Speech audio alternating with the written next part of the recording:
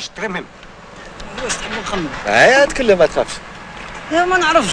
تكلم ما تخاف. ايوا ياك تعرف حنا نقولوا واش عندك في القمح ولا غلا، ياك محمد هو يصوب. وانت خلايمي عنده الحاج الى غيزون. Non, monsieur Vigarelli, on savait pas que vous parliez arabe. Mais c'est pourtant une langue très difficile.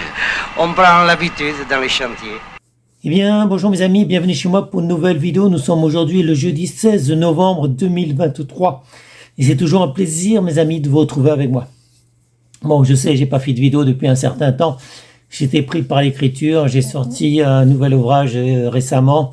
Et j'ai écrit principalement sur mes blogs, notamment depuis l'attaque du Hamas du 7 octobre 2023. Donc, depuis que Israël a été attaqué, mes amis, j'ai été assez pris. Donc, je vais vous parler d'un film que j'ai regardé hier soir, ça s'appelle Dupont-la-Joie. Origine, c'est France. La réalisation, c'est Yves Boisset. La durée, c'est 1h41.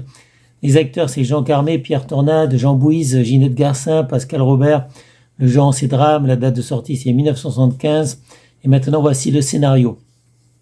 Un cafetier parisien passe ses vacances dans un camping du Midi à proximité d'un chantier où travaillent des immigrés. C'est une violente dénonciation du racisme. Bon, si vous l'avez pas déjà vu, je vous invite à voir Dupont-la-Joie.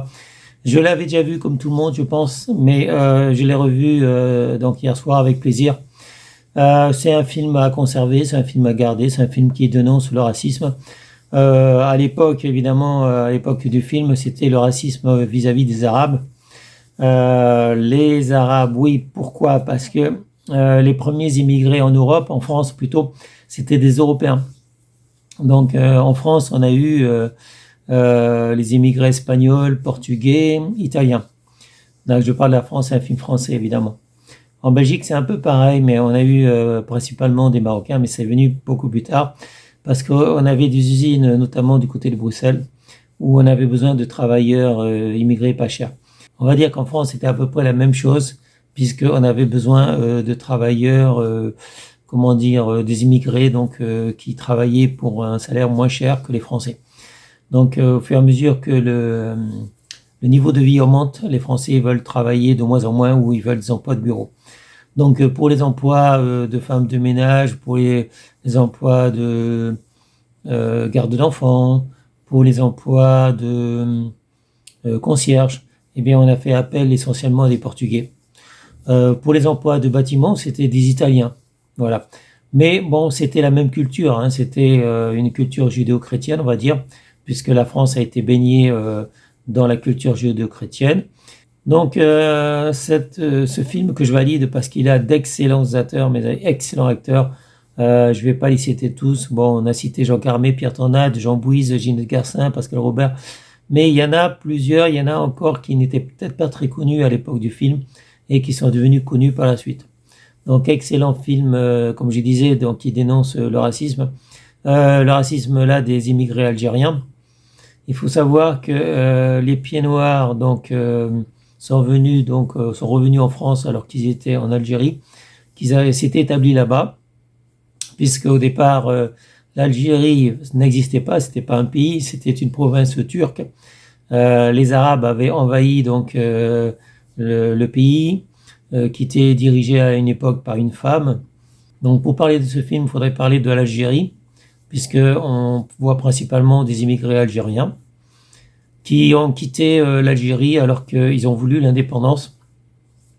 La France donc avait refoulé les Turcs. Donc c'était les Turcs qui détenaient ce pays. L'Algérie n'était pas un pays, c'était une province turque. Et les Turcs faisaient de l'esclavage comme c'est permis dans l'islam d'ailleurs. Donc les Turcs utilisaient principalement Alger pour lancer des raids aussi bien en Espagne qu'en France et dans le nord de l'Europe. Donc pour ramener notamment des jeunes femmes qui revendaient donc sur le port d'Alger. Donc c'était le commerce de l'esclavage. Il y avait des bateaux pirates et c'est la France qui a mis fin donc à l'esclavage en Algérie. C'était une province turque, mais bon. Et donc la France s'est établie. Il en a fait un département français. Donc les pieds noirs, les Français qui sont venus pour créer des routes, des écoles, monter le commerce, tout ça, parce qu'il n'y avait rien à l'époque, les pieds noirs, à un moment donné, ils ont été obligés de partir parce que c'était le cercueil, le départ ou le cercueil, quoi. La valise ou le cercueil, comme ils disent. Donc, bien évidemment, j'ai bien connu des pieds noirs. J'ai bien discuté avec eux. Et ils étaient heureux en Algérie, dans ce département français. Mais bon, l'Algérie, cette province turque qui est devenue un département français, qui a voulu son indépendance et qui a voulu devenir un pays, eh bien, comme tous les dictatures musulmanes, les dictatures de ces pays dirigés par l'islam, eh bien, le peuple n'est pas content, le peuple souffre, c'est la misère, et il n'y a que ceux qui dirigent, les gens très riches, qui s'en mettent plein les poches. On voit ça par exemple avec le roi du Maroc, qui s'en met plein les poches alors que son peuple il crève de faim, il vit très mal. En Algérie c'est pareil, sauf que c'était un gouvernement militaire. Alors qu'au Maroc c'est un gouvernement par le roi, il n'y a pas de démocratie. Hein. Alors, dans aucun pays musulman il y a démocratie. Donc les Algériens, on les retrouve principalement en France, on les retrouve aussi en Belgique. Donc ils veulent quitter l'Algérie comme la plupart des musulmans qui se disent que leur pays, ça va pas, il y a un problème. Donc ils quittent leur pays musulman pour aller dans des pays comme les États-Unis, le Canada, la Belgique, la France, l'Allemagne. Mais ils ont gardé quand même leur religion islamique. C'est assez étonnant d'ailleurs parce qu'ils fuient les pays musulmans et ils gardent la religion islamique. Donc on comprend pas trop bien le pourquoi du comment, voilà. Et donc les Français qui étaient déjà établis depuis longtemps, enfin qui étaient en France, quand ils ont vu arriver les pieds noirs, ils n'ont pas trop apprécié les pieds noirs. Faut dire que le général de Gaulle les a trahis déjà avec son discours d'Alger. Il a dit qu'il ferait tout pour les protéger et 2 jours après, il les a laissés tomber. Donc les pieds noirs évidemment en veulent beaucoup au général de Gaulle. Mais c'est un politicien, le général de Gaulle. C'est pas seulement un militaire, c'est un politicien, donc il a pas de parole. Et donc, le général de Gaulle a trahi les pieds noirs. Les pieds noirs étaient obligés de venir en France, à Marseille. Ils ont été très mal accueillis, aussi bien les enfants dans les écoles que pour trouver du travail. Et après, on a vu débarquer les Algériens qui sont venus en France chercher du boulot et une vie meilleure parce qu'ils n'étaient pas heureux. Mais ils n'ont pas été bien accueillis non plus. Donc, les Français de l'époque n'ont pas bien accueilli les pieds noirs, n'ont pas du tout bien accueilli les Algériens, et ils étaient plutôt très racistes, on va dire. Voilà. Donc, aujourd'hui, c'est différent, puisque le racisme a changé de camp, puisqu'à partir du moment où les musulmans sont très nombreux dans un pays, c'est eux qui imposent leur loi, ils imposent la charia, la loi islamique. Et maintenant, les politiciens, ils ont besoin des votes des musulmans. Donc, ils leur construisent des mosquées, etc. J'ai un blog qui s'appelle Islam questions-réponses. Donc, vous trouverez dans ce blog toutes les questions que vous pouvez vous poser sur l'islam et évidemment toutes les réponses. Donc, je vous mettrai le lien dans la vidéo Islam questions-réponses. Vous en saurez un peu plus. Voilà, mes amis. Personnellement, je suis bouddhiste, mais je soutiens Israël parce que c'est un bon pays, un bon peuple.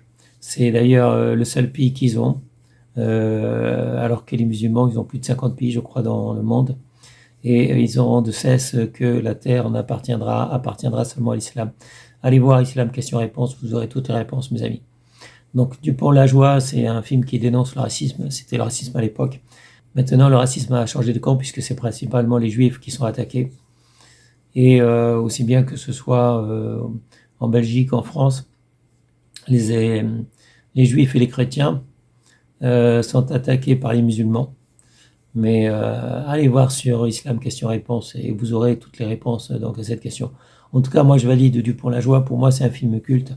C'est un film qui dénonce le racisme. D'ailleurs, j'ai un blog sur lutte contre le racisme. Je vous mettrai aussi le lien dans cette vidéo. Lutte contre le racisme, donc j'ai un blog là-dessus. Voilà, bon, ça sera tout pour cette vidéo. Je vous souhaite à tous une bonne journée, restez en sécurité, portez-vous bien. Et je vous dis à bientôt pour une prochaine vidéo. Salut mes amis, ciao ciao, bye bye. Et vous aussi, monsieur Loulou, vous parlez arabe? Oh, moi, c'est presque ma langue maternelle. Enfin, j'ai passé 20 ans avec eux en Algérie. Ah, et forcément, pour vous faire comprendre des domestiques, vous deviez parler leur langue. Quel domestique? Moi, j'en ai jamais eu en Algérie, moi. Je conduisais les tramways. L'arabe, et je l'ai appris dans la rue quand j'étais môme avec eux. C'était mes copains. Donc vous le parlez sans accent. Ce serait plutôt le français que je parle avec un accent, oui. כשהלב בוחר, רק אלוקים שומע, הכאב עולה מתוך הנשמה.